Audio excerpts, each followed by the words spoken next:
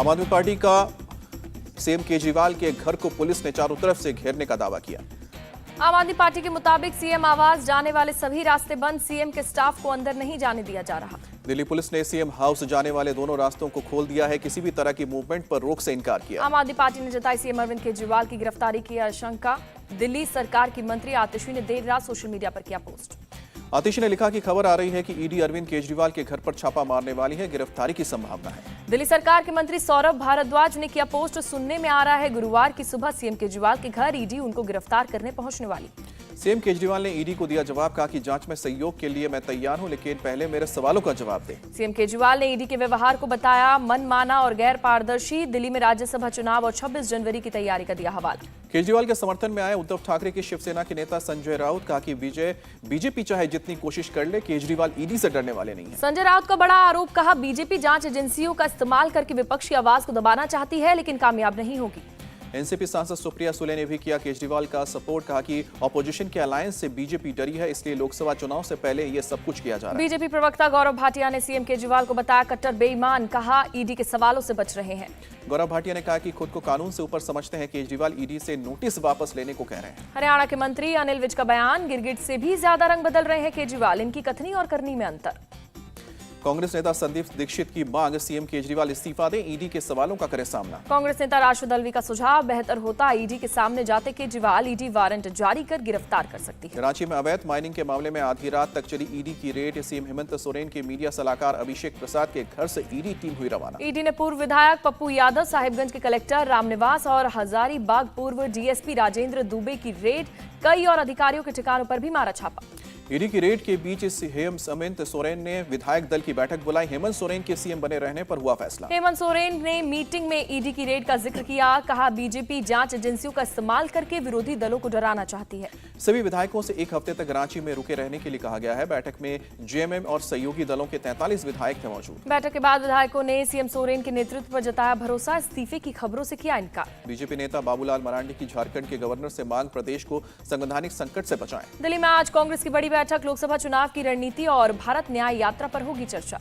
कांग्रेस के सभी प्रदेश अध्यक्ष और नेता प्रतिपक्ष होंगे बैठक में शामिल। भारत न्याय यात्रा के रोड मैप पर होगा मंथन। कांग्रेस घोषणा पत्र समिति की आज शाम 4 बजे होगी बैठक, लोकसभा चुनाव की घोषणाओं पर की जाएगी चर्चा। चेयरमैन पी चिदम्बरम की अध्यक्षता में होगी बैठक। प्रियंका गांधी, शशि थरूर, आनंद शर्मा सहित सभी 16 मेंबर करेंगे शिरकत। दिल्ली में आज सोनिया गांधी से मिलेंगी वाईएसआरटीपी चीफ वाईएस शर्मिला। विधानसभा चुनाव में शर्मिला ने कांग्रेस को किया था सपोर्ट। केरल के त्रिशूर में पीएम ने इंडिया अलायंस पर साधा निशाना, कहा कि इसका काम हमारी आस्था की चोट पहुंचाना है। पीएम ने कांग्रेस और उसके सहयोगियों पर साधा निशाना, कहा नारी शक्ति को कमजोर माना, महिला आरक्षण बिल को नहीं किया लागू। त्रिशूर में पीएम ने रोड शो भी किया, लोगों ने फूल बरसाकर पीएम का स्वागत किया। 10 जनवरी को असम जाएंगे BJP chief JP Nadda, Lok Sabha चुनाव की तैयारियों का लेंगे जायजा। लोकसभा चुनाव की तैयारी में जुटे सीएम नीतीश कुमार, अरुणाचल पश्चिम सीट से रूही को बनाया है उम्मीदवार। महाराष्ट्र के ठाणे में अजित पवार गुट के समर्थकों का प्रदर्शन, शरद पवार गुट के जितेंद्र आव्हाड के घर के बाहर कर रहे थे नारेबाजी। पुलिस ने कई समर्थकों को हिरासत में लिया, एनसीपी नेता के घर के बाहर पुलिस बल तैनात। एनसीपी नेता जितेंद्र आव्हाड ने एक प्रोग्राम में भगवान श्री राम को बताया मांसाहारी,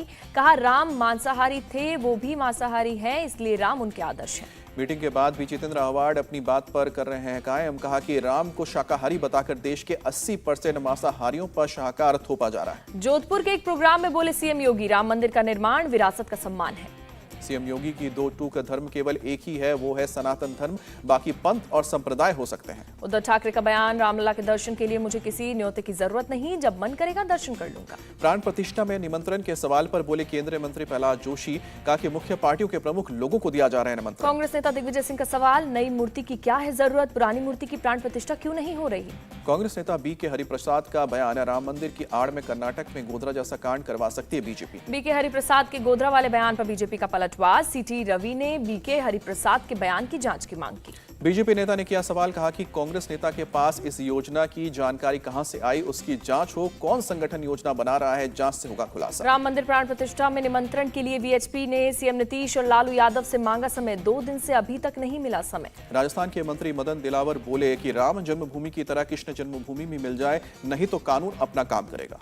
कर्नाटक सीएम के बेटे यतींद्र सिद्धरमैया बोले, धर्म की राह पर चलने वाले देश का विकास रुक जाता है, पाकिस्तान और अफगानिस्तान का दिया उदाहरण। पीएम मोदी ने अयोध्या की मीरा मांझी को लिखा पत्र, मीरा और उनके परिवार की तारीफ करते हुए उज्जवल भविष्य की कामना की।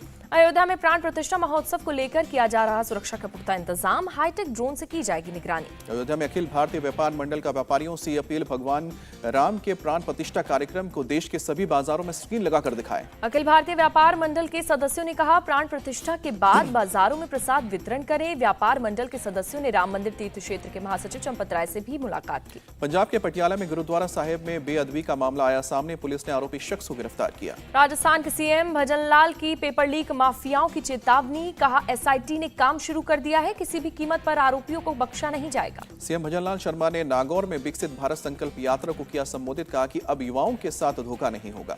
सीएम विकसित भारत संकल्प यात्रा कैंप में पहुंचे सीएम, महिलाओं को बांटे gas convention. CM Bhajanlal Sharma पहुंचे सीकर विकसित भारत संकल्प यात्रा कैंप का किया दौरा, सीएम ने लोगों को संबोधित भी किया। ज्ञानवापी के एसआई सर्वे की रिपोर्ट सार्वजनिक हो गया नहीं, आज वाराणसी जिला कोर्ट सुनाएगा फैसला।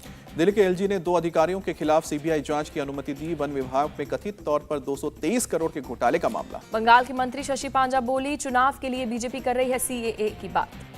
सीए पर बोले CPIM leader Sitaram Yechury, vote के लिए बीजेपी सांप्रदायिक ध्रुवीकरण कर रही है। एआईएमआईएम चीफ असदुद्दीन ओवैसी ने सीएए को संविधान विरोधी बताया, कहा यह धर्म के आधार पर बना कानून है। महाराष्ट्र कांग्रेस चीफ नाना पटोले का आरोप है, चुनाव के समय सीए के नाम पर बीजेपी माहौल खराब कर रही है। सपा नेता शफीकुर रहमान बर्क का सीएए को लेकर बयान, कहा लोकसभा चुनाव से पहले लागू करेंगे तो पूछेंगे, पछताएंगे। सपा नेता ने कहा कि यह सरकार की मनमानी है, बिना विपक्ष के इसे पास कराया गया है, सही तरीके से पास होता तो पूरा देश इसे मानता। जम्मू कश्मीर के कुलगाम में सुरक्षा बलों और आतंकवादियों के बीच मुठभेड़ जारी, बीती रात से दोनों तरफ से रुक रुक कर हो रही है फायरिंग। नवी मुंबई के पावने एमआईडीसी इलाके में केमिकल कंपनी में लगी भीषण आग बुझाने में जुटी फायर ब्रिगेड की टीम।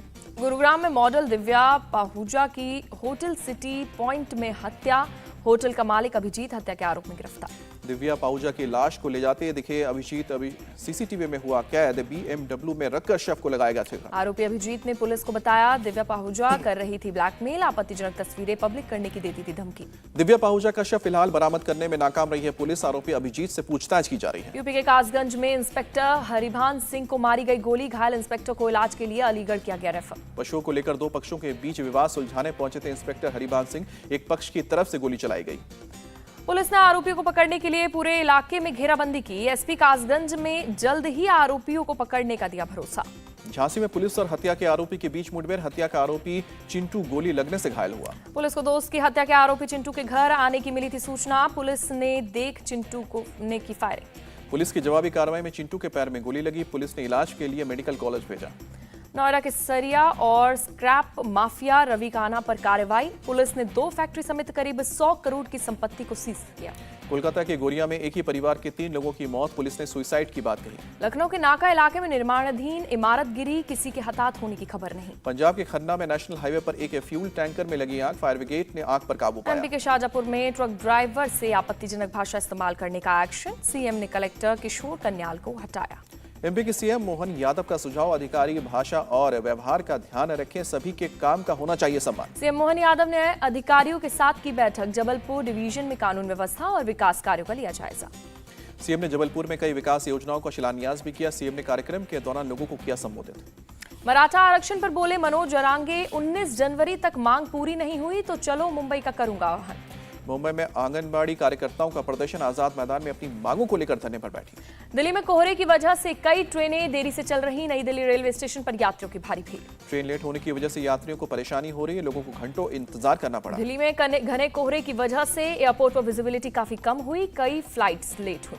एमपी के ग्वालियर में घने कोहरे का असर, ट्रेन हो रही है लेट, यात्री घंटों स्टेशन के बाहर मौजूद। कानपुर में ठंड से बिगड़ा मौसम का मिजाज, लोग दिन में भी ले रहे हैं आग का सहारा। प्रयागराज में अचानक हुई बारिश ने ठंड बढ़ाई, ठंड और गलन से लोगों का हाल बेहाल। आगरा में शीतलहर जारी, ठंड से बचने के लिए लोग अलाव का सहारा लेते नजर आए। गोरखपुर शहर कोहरे की चादर से ढका, विजिबिलिटी कम होने की वजह से गाड़ियों चलाने में दिक्कत आ रही है। राजस्थान में पारा गिरा, जयपुर में घने कोहरे की वजह से विजिबिलिटी काफी कम हुई। केपटाउन टेस्ट की दूसरी पारी में साउथ अफ्रीका ने 3 विकेट खोकर 62 रन बनाए, भारत अभी भी 36 रन आगे। साउथ अफ्रीका ने भारत के खिलाफ बनाया अब तक का सबसे कम टेस्ट स्कोर, पहली पारी में 55 रन पर ऑल आउट जवाब में भारत ने बनाए 153 रन। केपटाउन टेस्ट में तेज गेंदबाजों ने बरपाया कहर, पहले दिन 23 विकेट गिरे। भारत की तरफ से पहली बारी में मोहम्मद सिराज ने 6 विकेट चटकाए। मुकेश और बुमराह को 2-2 विकेट मिले। मोहम्मद सिराज ने तोड़ा अनिल कुंबले का रिकॉर्ड। साउथ अफ्रीका में टेस्ट में बेस्ट स्पेल फेंकने का किया कमाल। साउथ अफ्रीका ने 9 बल्लेबाज पहली पारी में दिखाई का आंकड़ा तक नहीं छू पाए। विकेटकीपर काइल वेरेन ने सबसे ज्यादा 15 रन बनाए। भारत के लिए विराट कोहली ने सबसे ज्यादा 46 रन बनाए। रोहित शर्मा ने 39 और शुभमन गिल ने 36 रन की पारी खेली। अच्छी शुरुआत के बाद ताश के पत्तों की तरह बिखरी भारत की पारी। 7 बल्लेबाज खाता नहीं खोल पाए। सूर्य कुमार यादव आईसीसी के मेंस टी20 क्रिकेटर ऑफ द ईयर के लिए नॉमिनेट। साल 2022 में जीत चुके हैं यह पुरस्कार।